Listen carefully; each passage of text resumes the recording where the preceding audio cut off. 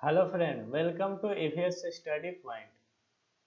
आज हम बात करेंगे क्लास 10 की केमिस्ट्री के चैप्टर 3 के बारे में, जिसका नाम है मेटल एंड नॉन मेटल, यानी धातु और अधातु, जिसका हम आज पार्ट 1 करेंगे। तो चलिए शुरू करते हैं धातु और अधातु के बारे में। तो अभी तक जो है 111 लगभग 111 से भी अधिक तत्व के बारे में ज्ञात हो चुकी है, जिनमें से 2/3 तत्व जो है धातु है, बाकी शेष जो है वो अधातु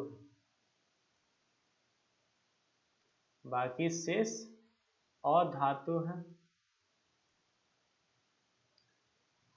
अगर आवर्त सारणी में देखें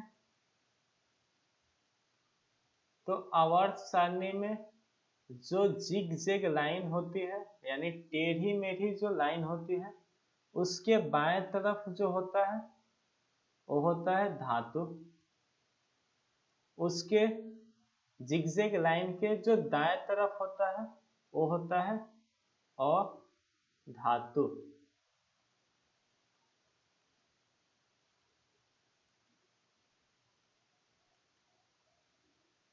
धातु के अगर गुण देखें तो 2 गुण होता है। एक होता है भौतिक गुण और एक होता है रासायनिक गुण। तो सबसे पहले भौतिक गुण देखें तो भौतिक गुण में पहला गुण देखें तो है इलेक्ट्रॉनिक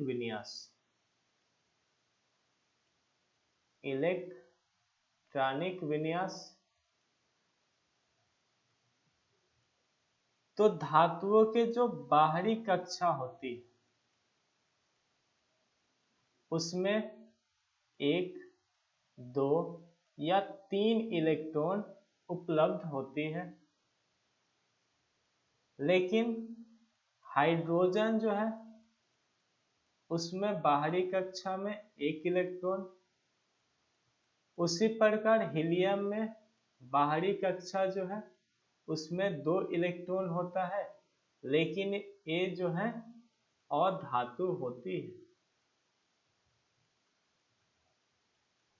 उसी प्रकार धातु के दूसरा गुण देखें, धातु के भौतिक गुण में अगर दूसरा गुण देखें तो है विद्युत घनात्मक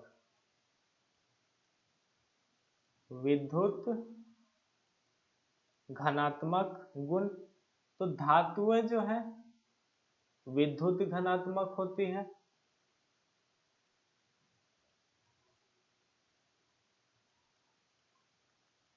धातु के जो परमाणु है वो इलेक्ट्रॉन को त्याग कर धन आयन बनाते हैं। धातु के भौतिक गुण में तीसरा गुण देखें तो तीसरा गुण है अघात वर्धनीय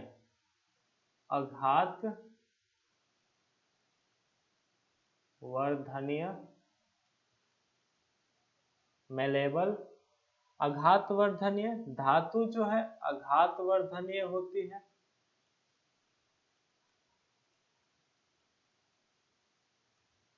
यानी इन्हें जो है हथौड़े से पीट कर क्या बना सकते हैं, चादर बना सकते हैं। सबसे अधिक जिसमें आघात वर्धनीय होती है वो है सोना और सिल्वर। इनमें सबसे अधिक क्या होती है, आघात वर्धनीय होती है। धातु के भौतिक गुण में चौथा गुण देखें तो है तन्यता, डक्टिलिटी। धातु जो है तन्य होती है, धातु तन्य होती है, यानी इन्हें खींचकर जो है तार बना सकते हैं। धातु को खींचकर क्या बना सकते हैं? तार बना सकते हैं। सबसे अधिक जो तन्य होती है वो होता है सोना, सिल्वर, जो है सबसे अधिक तन्य होती है। अगर 1 ग्राम हम सोना लें तो उसमें लगभग 2 किलोमीटर तक पतला तार बना सकते हैं। उसी प्रकार अगर हम 100 mg सिल्वर लें तो 200 मीटर लंबी हम तार बना सकते हैं। धातु के भौतिक गुण में अगला गुण देखें तो अगला गुण है द्रवणांक और क्वथनांक। 5वां गुण है द्रवणांक और क्वथनांक। तो धातु के जो द्रवणांक और क्वथनांक होती है वो होता है उच्च,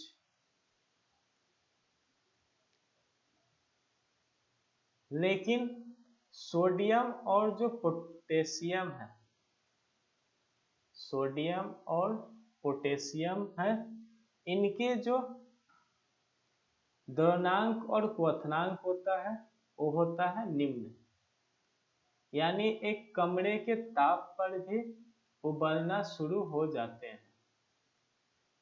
अगला गुण देखें धातु के भौतिक गुण में, अगला गुण देखें 6 नंबर, तो है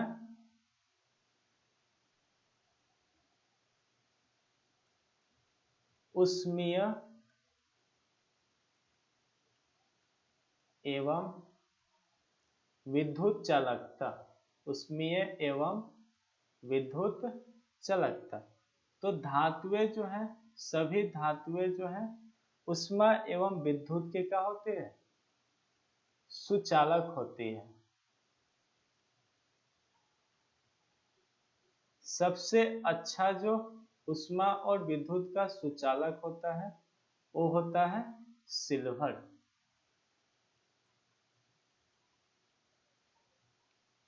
लेड जो है उष्मा और विद्युत का बहुत कम सुचालक होता है। उसी प्रकार देखें ग्रेफाइट जो है विद्युत और उष्मा का सुचालक तो होता है, लेकिन यह क्या होता है? अधातु होता है। तो सबसे मेन पॉइंट है, इसे नोट कर लीजिएगा। ग्रेफाइट जो है जिसमें उष्मा एवं विद्युत का सुचालक तो होता है, लेकिन वो क्या कहलाता है? अधातु कहलाता है। धातु के भौतिक गुण में अगला गुण देखें तो अगला गुण है चमक।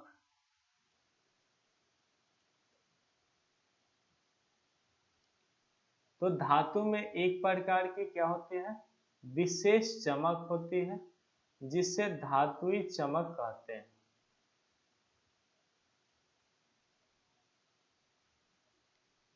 उसी प्रकार देखें एल्युमिनियम हुआ और मैग्नीशियम, इनकी जो सतहें होती है वो सफेद होती है,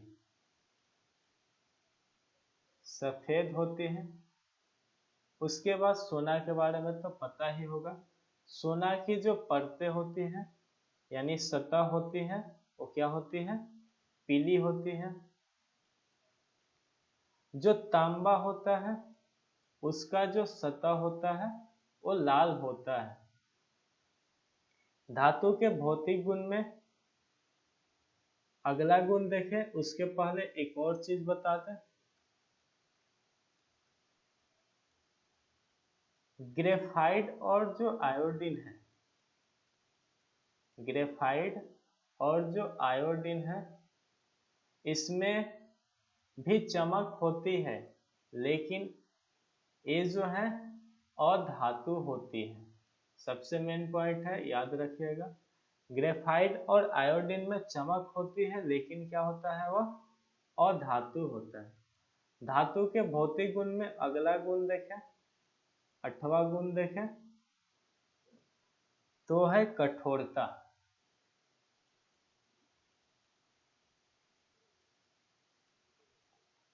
तो सभी धातुएं की जो कठोरता होती है, यानी सभी धातुएं जो है क्या होते हैं, कठोर होती हैं, लेकिन उनका जो कठोरता होता है अलग अलग होता है।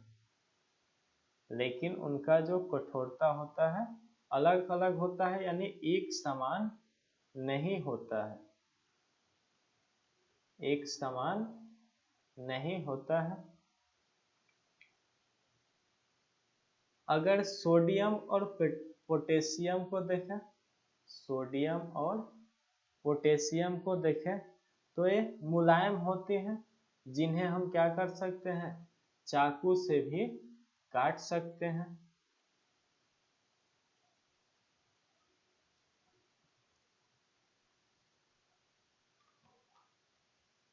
अगर धातु के भौतिक गुण में अगला गुण देखें तो है ध्वनि।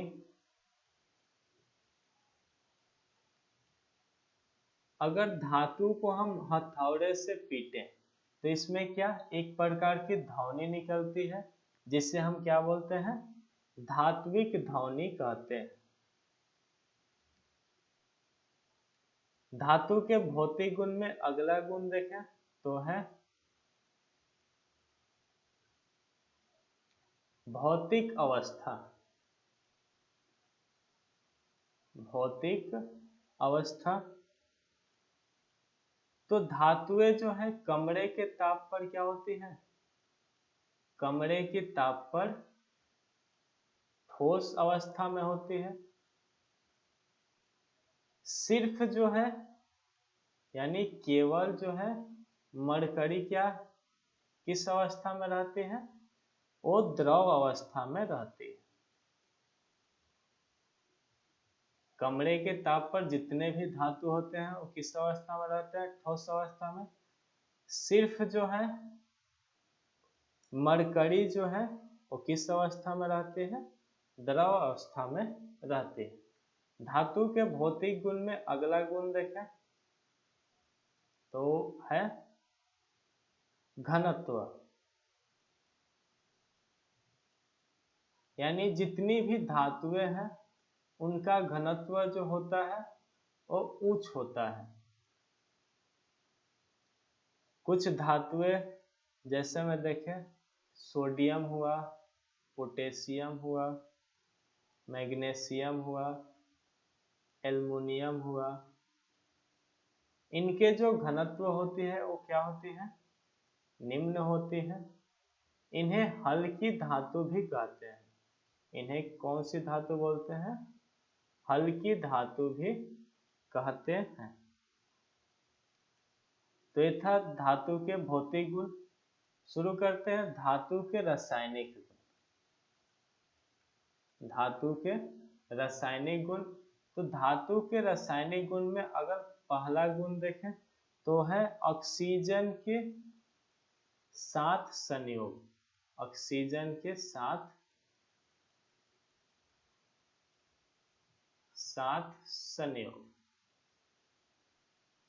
धातु जो है ऑक्सीजन के साथ संयोग करके धातु ऑक्साइड बनाते हैं। धातु ऑक्साइड बनाते हैं, यानी धात्विक ऑक्साइड बनाते हैं। इनका जो जलीय विलयन होता है वो क्या होता है, भास्मिक होता है।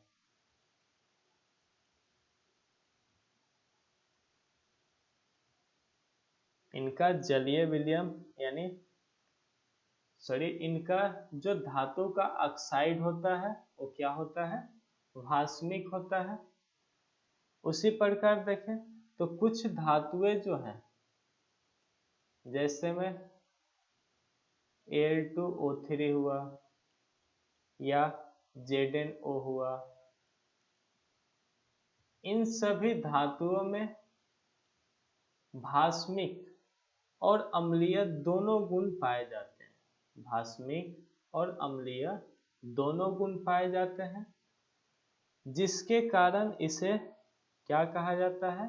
द्विधर्मी ऑक्साइड कहा जाता है। द्विधर्मी ऑक्साइड कहा जाता है। धातु के रासायनिक गुण में दूसरा गुण देखें तो वो है जल के साथ अपक्रिया। जल के साथ अपक्रिया। तो धातु की जो अपक्रिया है जल के साथ भिन्न भिन्न वेग से होती है। भिन्न भिन्न वेग से होती है। या तो हो सकता है धातु की अपक्रिया जल के साथ ठंडे जल में ही हो जाए, या गर्म करने पर हो। अपक्रिया जो है या तो गर्म करने पे हो या भाप के साथ कराने पे हो। उसी प्रकार देखें इसमें जो ठंडे जल में अपक्रिया करता है, ठंडे जल में अपक्रिया करता है वो होता है सोडियम, पोटेशियम, कैल्शियम। ये जो है ठंडे जल में भी अपक्रिया कर लेते हैं। उसी प्रकार जो भाप से अपक्रिया करते हैं वो कौन कौन से हैं? तो मैग्नीशियम है, जिंक है, आयरन है। ये जो है भाप के साथ अपक्रिया करते हैं।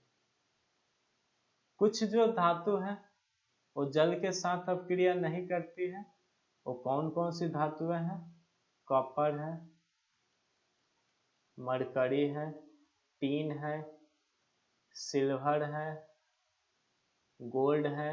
ये जो है ये जो धातुएं जो है वो जल के साथ अपक्रिया नहीं करती है। अगला धातु के रासायनिक गुण में अगला गुण देखें तो है